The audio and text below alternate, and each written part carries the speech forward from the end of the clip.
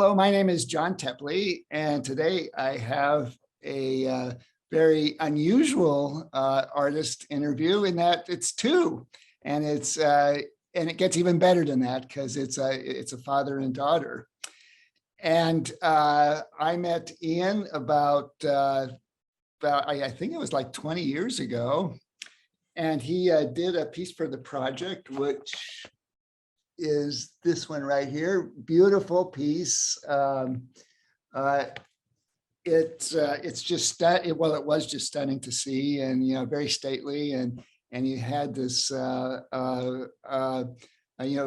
very close values that was just expertly painted. And sitting next to him is his daughter Joelle, and I don't have a copy of her works, but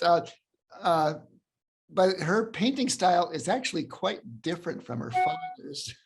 And when we see the paintings, you can see that. So Joelle, could you talk a little bit about painting with your father? What is the experience like? Well, it's very nice because he really helps and mentors me throughout the process. And it's really good to have someone to kind of share and ask advice with. And it's a very fun experience. Yeah. Sometimes I mentor too much, which is something I got to work on, but she holds her own. She's great. So. Well, I think that's interesting in that that the work that I know that you do, Ian, you look very closely at physical appearances, and that is something that's important in the actual artwork. And then Joelle, you're just like this explosion of emotion and texture.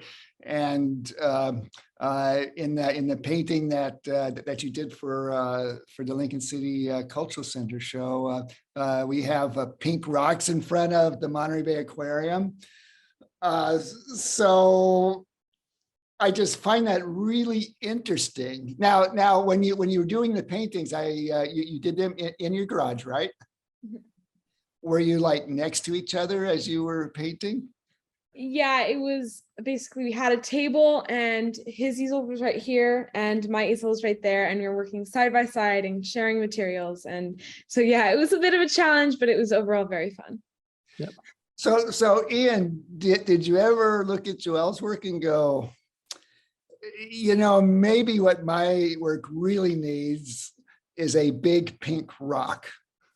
I did. In fact, I really encouraged her to. The pink rocks came about as an underpainting, right, Joelle? That you'd started with just pink because it had kind of pink glow, and you had left the rocks till the later part of the painting. And I think I had mentioned like, hey, Joe, like, what if you just left them pink? Like, it's really interesting, And I think you warmed up to that idea. Yeah. I was originally going to paint everything just, normal, almost like the same colors. But then I decided that was kind of boring and I wanted it to pop a little more. So I kept them pink and I added some fun texture. Yeah, I would think that was a brave move. I was really proud of you for that. Thank you. Yeah, I mean, an important part of creating something is to make it interesting. And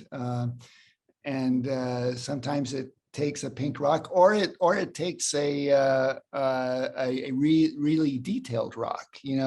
Both ways you can draw the viewer in.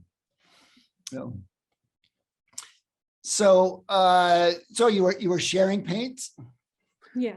Yep, shared paints. I did go through a whole tube of the magenta color that I used on the rocks. And so yeah, we did make a lot of trips to the craft store to get new supplies because we ran out of Payne's gray and white very fast. But yeah, I was definitely feeling towards the end of the painting like I better use the magenta that I need to use now before Joelle, has her way with the whole tube. That's a lot of paint, a whole tube. It was about, the tube was about this big, and I did do a very big pink rock in the foreground, so that's where a lot of it went. Yeah. I think Ian, like you could probably use just a little dab of magenta for for a whole painting. Yeah, I had a very thin application on my painting. I didn't need a whole lot, but yeah. but that's how you work, though. I mean, Yeah. thin applications, layers, and very thoughtful as you build up and you get these amazing effects. And then Joelle, well, you just like lather it on and and go for your effects, which that's what's really interesting is that they both work, and what's also interesting with the two paintings is like they're so different, and where either one could you could be like looking like at the secret chambers in Roswell, right? Where there's like these really odd things that are happening, but you both live under the same roof, and Joelle, you've watched your father paint and make things forever, and why? Well, let me ask you, Joelle. Did you at some point think, well, I'm going to make rocks like my father is making rocks? Yeah, I went through a stage where before I just had the water and the sky, and I was looking at the bottom part, and I was thinking, well, what am I gonna do? Am I gonna paint it like realistic? How am I gonna go forward with this? And I was like, okay, without thinking, I'll just lather green on there. I'll put down something and it'll work. I'll fix it. And it didn't work. And I was really upset with the way it was turning out because I just didn't think that was really true to what I wanted to do. The rocks weren't looking good. I personally just didn't like the way it was looking. And so I wiped it off. Luckily, oil paint is pretty forgiving in that forefront. And I started anew with the bright pink rocks. And I guess it's really goes to show that two people that work so closely together can have two completely different styles. Yeah. One thing that you did that I thought was really cool is when you made that choice, right? You kind of said like, oh, I'm going to make rocks brown because they're brown and put some green because there was some grass. And then you said, I don't like this at all. You did wipe it, but then you did something interesting, which is you took a picture of your painting and you went on the iPad and you just explored color options and, erased it quickly and did a new version. You did like 7 or 8 versions. And then you kind of realized like, I like the pink rocks and I can put gold in the front, and really did some fast sort of, I guess what you'd call traditional cartoons, but in a digital format, so yeah, I think that's before you got back to the painting. That was cool.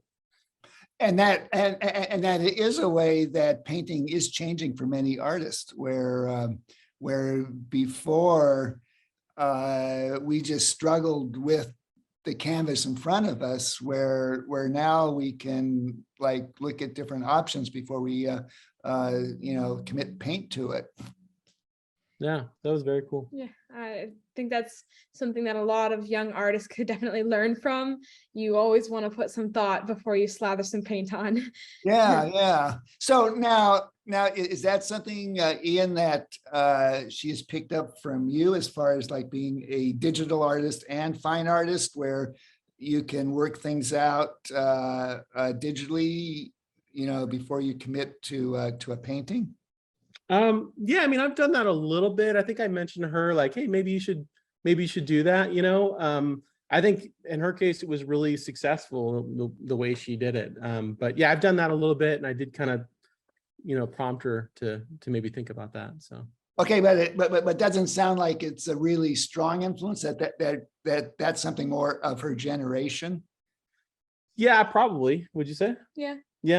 I mean, it came very naturally. Like, yeah, I'm just gonna explore some color options and placement of things, and I mean, yeah, that's a new medium that she's super comfortable with. So something else I found interesting that you said, that Joelle, was that you would try the rocks a certain way, and if you didn't like it, you would change it, which I think is a very mature attitude, actually. Don't you think, Ian? I mean, because like that is being creative, where you have your bar, whatever that is, and if you're not reaching it, you start over in a sense, or change things radically. Oh yeah, I mean, one of the things that I really admired about Joelle's work and her process was that she really didn't get stuck on any particular layout or composition. I mean, she really went through a lot of different phases with this painting and was quick to move on to the next thing if she felt like the first one wasn't working. So I was impressed with that. That's something I struggle with personally, that I just watched you ace. So Thank you. yeah. So Ian, so like when you're working on a piece, once you've began it, it's more difficult than you were watching your daughter. It's more difficult for you to change things radically.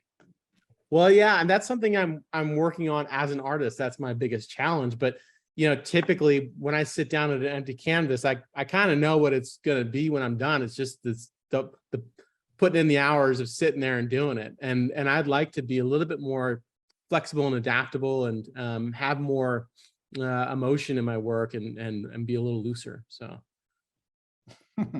yeah, amazing. No, I mean, I do think your two paintings side by side are just totally incredible. It's just really different. oh yeah, big contrast, which is really cool. So tell me about the paints that you choose. Like Joelle, do you have a palette yet, or are you still working on that? Well, do you mean like a wooden palette, or like a certain color palette? Well, often at some point, an artist will have a certain number of colors, and with those colors, they feel they can rule the world. Like Ian, do you have a palette? I have specific like old time favorites that I rely back on, and we have a lot of different color paints, but there's ones I just kind of look over as ones that I don't use so much, right? So I do have specific colors that I'll go to. For this particular project, I will say that I know that I watched a bunch of YouTube videos. This is the first oil painting I've done in 30 years probably. And so I was kind of like, I need to kind of do a refresher. So I did look up some videos on YouTube of different palettes, and I thought, I'll try these other colors. And yeah, I did kind of use this, but I found that I kept going back to the colors that I was familiar with the last time I painted when I was 16 years old. So Mm-hmm. interesting. So what do you think about oil painting? Well, I personally, I really like it. I think it's very nice that it's slow drying, because then it's more forgiving, and I can really blend things together or make it kind of flow better. I've experimented with other mediums such as watercolor or acrylic, and I think oil paint is by far my favorite. Nice. And Ian, after 30 years and trying it again, what do you think? I picked it up faster than I thought I would, and I did enjoy it. It did feel like familiar when I sat down and started working with it. I was like, yeah, I remember this. I did quite a few oil paintings when I was a kid, but yeah, I'd like to do more of them. I'd like to continue with it, but at the same time, like I said, my main challenge at this point as an artist is being loose and more free, and I feel like, I guess that's possible. I mean, it's definitely possible with oils, but I feel like that might be more challenging for me with oils for some reason. But so now, is your usual medium watercolor? yeah, I love doing watercolors, and that's what I would gravitate toward. In fact, when we first started thinking about this project, I was thinking in terms of watercolor, and I thought, this is a great opportunity to relearn a medium and for her to do a new medium that we've been wanting to do. So we kind of decided to take a leap there. There's actually a lot of similarity between watercolor and oil paint when you work with them. Yeah. Just the flexibility and glazing abilities and the transparency. Yeah, it has a translucency about it for sure. Yeah. So, well, I got your paintings. I haven't opened the box yet. We'll keep it safe there. Thank you both so much for being part of the project. It was you are our first father-daughter group, which is really excellent. Oh, and I forgot to give you your introduction. So it's better late than never. Joelle is in the 8th grade, and she's currently going to school, and she's been painting ever since she could remember, right? Yeah. And Ian, I've known him for like 20 years now, and he got his degree at San Luis Obispo, and he's been doing graphic and commercial design and fine art forever, and he currently has his own business. And if you get a chance, look at his website, because his list of companies that he's worked with is very impressive. So thank you. Okay, well, thank you all. And for those that are watching the interview, please come to the Lincoln City Cultural Center, July 13th through the 17th. And I will show you Ian's and Joelle's paintings. Thank you so much. Thank you, John. Thank Good you. to see you again. Bye-bye. Bye. Bye.